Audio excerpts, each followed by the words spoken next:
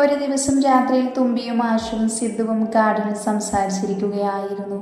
ആദ്യം ഒരു phone call വന്നപ്പോൾ ഇപ്പോൾ വരാമെന്നും പറഞ്ഞ് റൂമിലേക്ക് പോയി. അവിടെ അവർ നാലാളും മാത്രമേ ഉണ്ടായിരുന്നുള്ളൂ. അമ്മയും അച്ഛനും ഒരു റിലേറ്റീവിൻ്റെ വീട്ടിലേക്ക് പോയിരിക്കുവാണ്. അവർ ഒരു ഗെയിം കളിക്കാൻ ആദ്യം വെയിറ്റ് ചെയ്യുവാണ്. ഓഹോ, ഈ ഏട്ടൻ ആരെ കെട്ടിക്കാനെ പോയേക്കുന്നേ, നമ്മളിവിടെ വെയിറ്റ് ചെയ്യാനെന്ന് അറിയില്ല ഏട്ടന്. ആശു അവരുടെ ഈർഷ്യ പ്രകടിപ്പിച്ചു. എൻ്റെ ആശു, ഏട്ടനിപ്പോൾ വന്നോളും, എന്തെങ്കിലും ഇമ്പോർട്ടൻ്റ് കോളായിരിക്കും. മനസ്സിലാവുന്നുണ്ട്. കെട്ടിയോനെ പറഞ്ഞപ്പോൾ കെട്ടിയോൾക്ക് പിടിച്ചില്ലല്ലോ. ഒന്ന് പോടി, കളിയാക്കാതെ. ഞാൻ അവനെ പോയി വിളിച്ചുകൊണ്ട് വരാം, നിങ്ങളിവിടെ നിൽക്ക്. വേണ്ട ഏട്ടാ, ഞാൻ വിളിച്ചുകൊണ്ട് വരാം, നിങ്ങൾ സംസാരിക്ക് എന്ന് പറഞ്ഞ തുമ്പി എഴുന്നേറ്റു. എന്നിട്ട് ആശുവിനൊന്ന് സൈറ്റ് അടിച്ചു കൊടുത്തു. ആശുവിന് മനസ്സിലായി അവൾ ഞങ്ങൾക്ക് സംസാരിക്കാൻ സമയം തന്നതാണെന്ന്. തുമ്പി പോയപ്പോൾ ആശു സിദ്ധുവിനെ നോക്കി. അപ്പം തന്നെ അവനും നോക്കിയിരുന്നു. സിദ്ധു, അവനൊന്ന് മൂളി. നിങ്ങളെ തീരുമാനം എന്താ? അവനൊന്നും മറുപടി പറഞ്ഞില്ല. എന്തെങ്കിലും ഒന്ന് പറ, എന്നെ ഇഷ്ടമില്ലേ? അങ്ങനെ ഞാൻ പറഞ്ഞു. ഇല്ല, അപ്പം ഇഷ്ടമാണോ?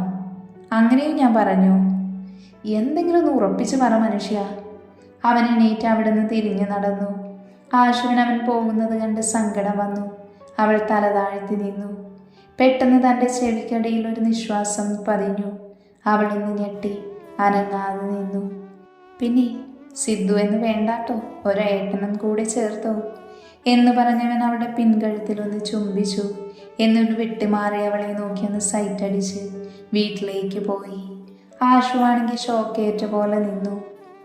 തുമ്പി ആദിയുടെ അടുത്തേക്ക് പോയപ്പോൾ റൂമിൻ്റെ അവസ്ഥ കണ്ട് ഞെട്ടിപ്പോയി. റൂമിലുള്ള സകലമാന സാധനങ്ങളും തച്ചുടച്ചിട്ടുണ്ട്. അവൾ കുപ്പിച്ചില്ലുകളൊന്നും കാലിൽ കൊള്ളാതെ റൂമിലേക്ക് കയറി. ആദ്യപ്പോൾ കട്ടിൽ കുനിഞ്ഞിരിക്കുകയായിരുന്നു.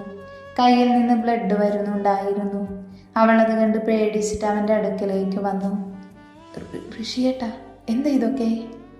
അവനൊന്ന് മുഖമുയർത്തി നോക്കി. പിന്നെയും തല താഴ്ത്തിയിരുന്നു. അവൾ അവൻ്റെ മുഖത്തേക്ക് തന്നെ നോക്കി കുറച്ചു നേരം.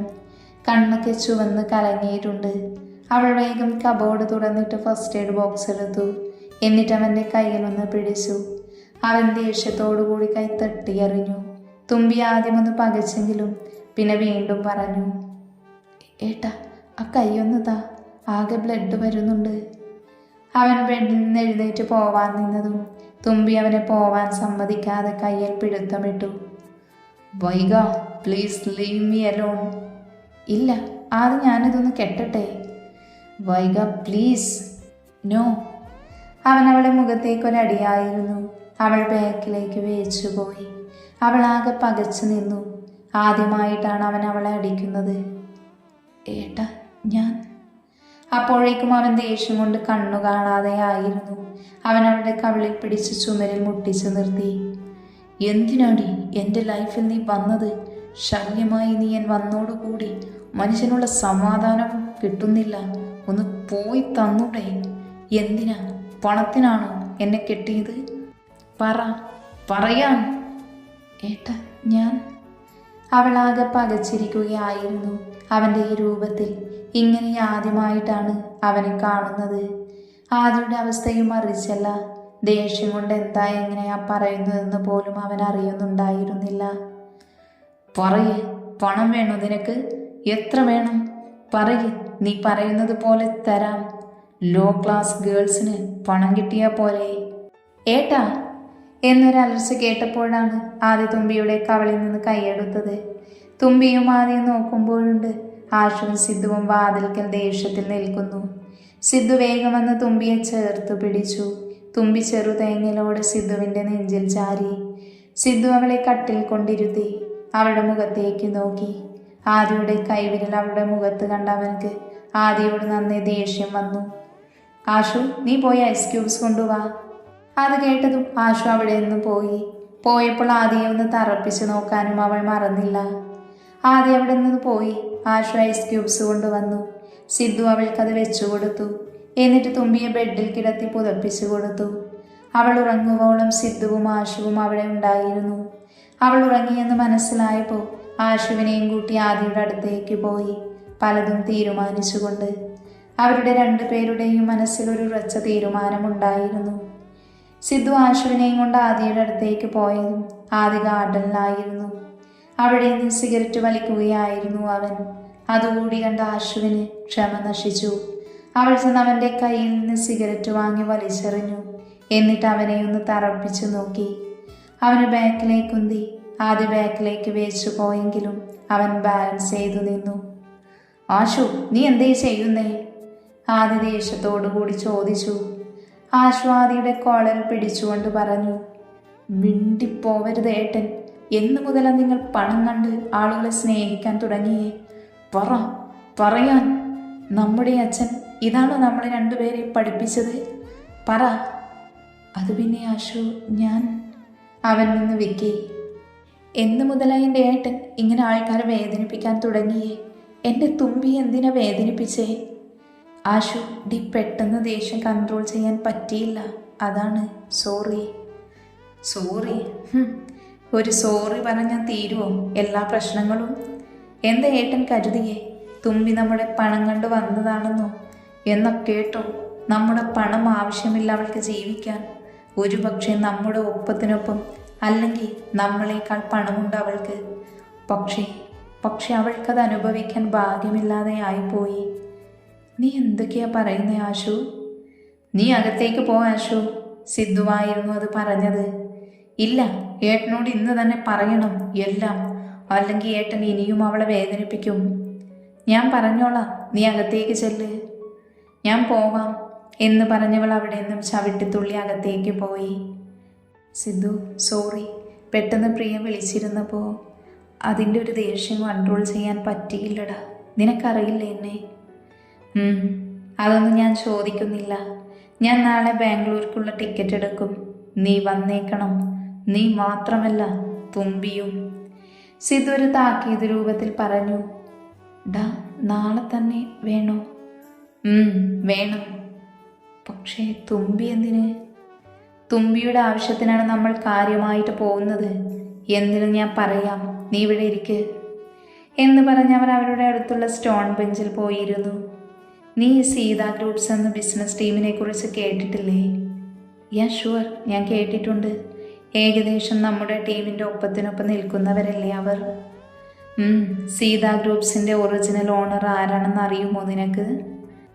അതാ ദാമോദരല്ലേ?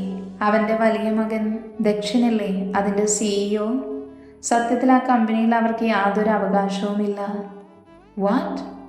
അതിന് ലോകത്ത് 2 പേർക്ക് അവകാശമുള്ളൂ. ആർക്ക്?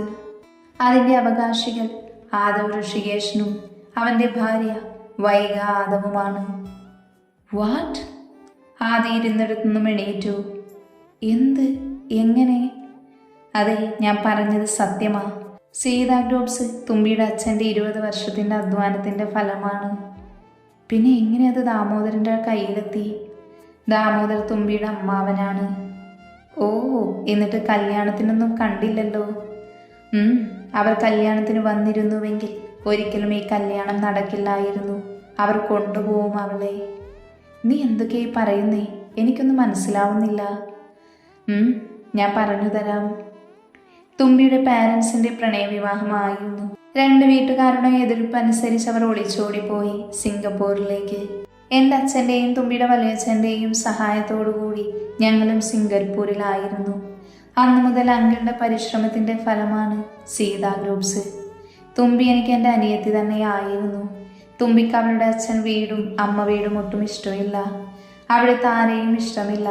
വല്യച്ഛനെ ഒഴിച്ച് എല്ലാവരെയും അവൾക്ക് ഇഷ്ടമില്ലായിരുന്നു. അതിന് കാരണം തൻ്റെ അച്ഛൻ്റെയും അമ്മയുടെയും പ്രണയം നിഷേധിച്ചതുകൊണ്ടാണ്. പിന്നെ ഞങ്ങൾ എല്ലാവരും ബാംഗ്ലൂരിലേക്ക് താമസം മാറി. അങ്ങനെ ഞങ്ങൾ എല്ലാവരും നല്ല സന്തോഷത്തിലായിരുന്നു. ബാംഗ്ലൂരിൽ വെച്ചാണ് തുമ്പിയുടെ അമ്മാവൻ ദാമോദർ അപ്രതീക്ഷിതമായി കണ്ടത്. സീതമ്മക്ക് നല്ല സന്തോഷമായിരുന്നു തൻ്റെ സഹോദരൻ തന്നോട് ക്ഷമിച്ചു എന്നത്. അവരവരെ തറവാട്ടിലേക്ക് ക്ഷണിച്ചു. തുമ്പി അത് ശക്തമായി എതിർത്തു. അവരുടെ വാശി കാരണം തറവാട്ടിലേക്ക് അവർ പോയില്ല. പക്ഷേ ദാമോദരനും അവൻ്റെ മകൻ ധ്രുവനും ദക്ഷിണും ഇടയ്ക്കിടയ്ക്ക് ഞങ്ങൾ താമസിക്കുന്നിടത്തേക്ക് വന്നിരുന്നു. തുമ്പിക്ക് അവർ വരുന്നത് തന്നെ ഇഷ്ടമല്ലെങ്കിലും കൂടെ അമ്മയുടെ സന്തോഷത്തിനു വേണ്ടി അവളുടെ ദേഷ്യം അവൾ അടക്കി നിർത്തി. ദാമോദർ തന്റെ പണത്തിനും സ്വത്തിനും വേണ്ടിയാണെന്ന് വന്നതെന്നും അങ്കിളിനും എൻ്റെ അച്ഛനും മനസ്സിലായി. പക്ഷേ അവർ കണ്ടില്ലെന്ന് നടിച്ചു. അങ്ങനെ ഒരു ദിവസം അമ്പലത്തിലേക്ക് പോയവർ ജീവനോടെ വന്നില്ല. ഒരു ആക്സിഡന്റിൽ അവർ പോയി. അത് ദാമോദരന്റെ പണിയായിരുന്നു. തുമ്പിയെയും ടാർഗറ്റ് ചെയ്തിട്ടുണ്ട്. ആക്സിഡന്റ് ആയിരുന്നു അത്. പക്ഷേ ഭാഗ്യം കൊണ്ട് അവൾക്കൊന്നും പറ്റിയില്ല. അവർ കമ്പനി കൈവശപ്പെടുത്തി തുമ്പിയെയും ഇല്ലാതാക്കാൻ നോക്കി. പിന്നെയാ അവർ അറിഞ്ഞത് അങ്കിൾ ഒരു വിൽപത്രം എഴുതിയിരുന്നു. തുമ്പിക്കും അവളെ വിവാഹം ചെയ്യാൻ പോകുന്നയാൾക്കുമാണ് കമ്പനിയുടെ അവകാശമെന്ന്. തുമ്പിക്ക് എന്തെങ്കിലും സംഭവിച്ച അടുത്തുള്ള ഓർഫനേജിലേക്ക് അത് പോകുമെന്നും അതറിഞ്ഞവർ ദക്ഷിണ കൊണ്ട് തുമ്പിയെ കല്യാണം കഴിപ്പിക്കാൻ നോക്കി. അതറിഞ്ഞ അച്ഛൻ അവളെ വല്യച്ഛൻ്റെ അടുത്തേക്ക് അയച്ചു. അവിടേക്ക് അവർ വരില്ല എന്നറിയാം. അതുകൊണ്ട് അവളെ ഇങ്ങോട്ടേക്ക് അയച്ചു. വല്യപ്പയും ഫോൺ വിളിക്കുമ്പോൾ ഇവിടെയാണെങ്കിൽ അവളെ വല്യമ്മ അവളെ ഉപദ്രവിക്കുന്നു. വല്യച്ഛൻ അവൾക്ക് എന്തെങ്കിലും വാങ്ങിക്കൊടുത്താൽ പോലും അവർക്ക് കല്ലുകടിയാണ്. തുമ്പി ഞങ്ങളെ പോലും സഹായത്തിന് വിളിക്കില്ല. ഞങ്ങൾ അവൾക്ക് 5 വർഷത്തിൽ അയച്ചു കൊടുത്ത പൈസ പോലും ഇപ്പോഴും ഉണ്ടാവും. ഡാ ആദി. അതെല്ലാം കേട്ട് അവനൊന്ന് മൂളി. നാളെ പോവല്ലേ? നീ ടിക്കറ്റ് ബുക്ക് ചെയ്യ്.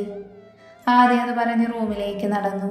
ആദ്യ റൂമിലേക്ക് ചെന്നപ്പോൾ വാടി തളർന്നു കിടക്കുന്ന തുമ്പിയെയാണ് കണ്ടത്. അവന് വല്ലാത്ത സങ്കടവും കുറ്റബോധവും തോന്നി.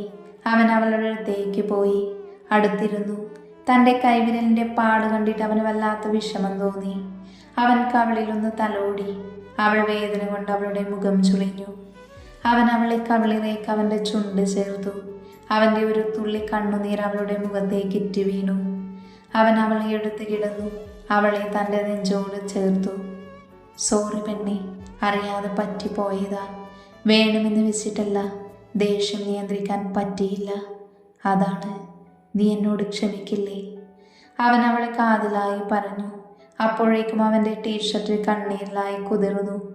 അവന് മനസ്സിലായി അവൾ ഉറങ്ങിയിട്ടില്ലെന്ന്. അവൻ ഒന്നുകൂടെ അവളെ ചേർത്ത് പിടിച്ചു. തുമ്പി, അവൻ ആർദ്രമായി വിളിച്ചു. അതിനവളൊന്ന് മൂളി. സോറി. അതൊന്നും സാരമില്ല, അവൾ പതിയെ പറഞ്ഞു. നാളെ നമ്മൾ ബാംഗ്ലൂരിലേക്ക് പോവാണ് പെണ്ണെ. സിദ്ധുവേട്ടൻ എല്ലാതും പറഞ്ഞു. പിറ്റേന്ന് വൈകുന്നേരമായപ്പോഴേക്കും അവർ 3 പേരും ബാംഗ്ലൂരിലേക്ക് തിരിച്ചു. അമ്മയ്ക്കും ആശുവിനും തുമ്പി പോകുന്നതിൽ വിഷമമുണ്ടായിരുന്നു. എന്നാലും അവൾക്ക് പോയല്ലേ നിവൃത്തിയുള്ളൂ. അവർ രാത്രിയായപ്പോഴേക്കും അവിടെ എത്തി. രാവിലെ എണീറ്റ് അവർ സിദ്ധുവിൻ്റെ വീട്ടിൽ പോയി. അവിടുന്ന് കുറേ നേരം നിന്നിട്ടാണ് അവർ അവിടുന്ന് മടങ്ങിയത്. പിന്നെയും 2 ദിവസങ്ങൾ കുറേ സ്ഥലങ്ങൾ കണ്ടു. കുറേ ഷോപ്പിങ്ങും ഒക്കെ ആയിപ്പോയി. 2 ദിവസത്തിനു ശേഷം തുമ്പി അടുക്കളയിൽ ഓരോ ജോലി ചെയ്തുകൊണ്ടിരിക്കുവാണ്. അപ്പോഴാണ് കോളിംഗ് ബെല്ലടിച്ചത്. ആദ്യം അവിടെ ഉണ്ടല്ലോ എന്നോർത്ത് അവൾ പോയില്ല. പിന്നെയും ബെല്ലടിച്ചു. അവൾ ഹാളിലേക്ക് പോയപ്പോൾ ആദ്യം കണ്ടില്ല. ഫ്രഷ് ആവുകയാണെന്ന് കരുതി അവൾ വാതിൽ തുറന്നു. അപ്പോഴൊരു പെൺകുട്ടിയായിരുന്നു. തുമ്പിയെ അവളൊന്ന് ആകമാനം നോക്കി. നല്ല വെളുത്തിട്ടില്ലെങ്കിൽ പോലും മെറൂൺ ഡ്രസ്സിൽ അവളുടെ ശരീരം എടുത്ത് കാണിക്കുന്നുണ്ട്. ഡാർക്ക് റെഡ് ലിപ്സ്റ്റിക്കാണ്. മുടി നന്നായി കളർ ചെയ്തിട്ടുണ്ട്. നല്ല ഹൈറ്റ്, ഹീല് ചെരുപ്പും, ആകമൊത്തം ഒരു സെക്സി ലുക്ക്. അവൾ തന്നെയും നോക്കുകയാണെന്ന് മനസ്സിലായി. ഞാനൊരു ധാവണിയാണ് ഇട്ടിരിക്കുന്നത്. Who are you? അവൾ എന്നോട് ചോദിച്ചു. ഞാനൊന്ന് ഞെട്ടി. ഇത് ഞാനല്ല ചോദിക്കേണ്ടത്. ഞാൻ പറയാൻ നിന്നപ്പോഴേക്കും കൃഷിയേട്ടൻ അങ്ങോട്ട് വന്നു. പ്രിയ, ആദി എന്ന് പറഞ്ഞവൾ എന്നെ തള്ളി മാറ്റി ആദിയെ പുണർന്നു. അതുകണ്ട് എൻ്റെ ഉള്ളിൽ ഇത്തിരി കുശുമ്പ് വന്നു. ആദി, നീ വന്നിട്ട് എന്നോട് പറഞ്ഞില്ലല്ലോ, അതെന്തേ? ഞാൻ കുറച്ച് ബിസിയായിരുന്നു. ഓ ഐ നോ, ഞാൻ എൻ്റെ വിഷമം കൊണ്ട് പറഞ്ഞതാ. ആൻഡ് ഇതാരാ ആദി? ന്യൂ സെർവൻ്റ് ആണോ? അവൾ തുമ്പിയെ നോക്കി ചോദിച്ചു. ഏയ് നോ. വൈഗ കം എന്ന് പറഞ്ഞ തുമ്പിനെ അവൻ്റെ അടുത്തേക്ക് വിളിച്ചു. Priya, this is Vaiga Aadhav Rishikesh, my sweet wife. Oh, ഇവളാണോ നിന്റെ വൈഫ്? യാ. അതിനവളൊന്ന് മൂളി. And Vaiga, this is Priya, she is my. അവനെ ബാക്കി പറയാൻ സമ്മതിക്കാതെ അവൾ പറഞ്ഞു. I am his lover.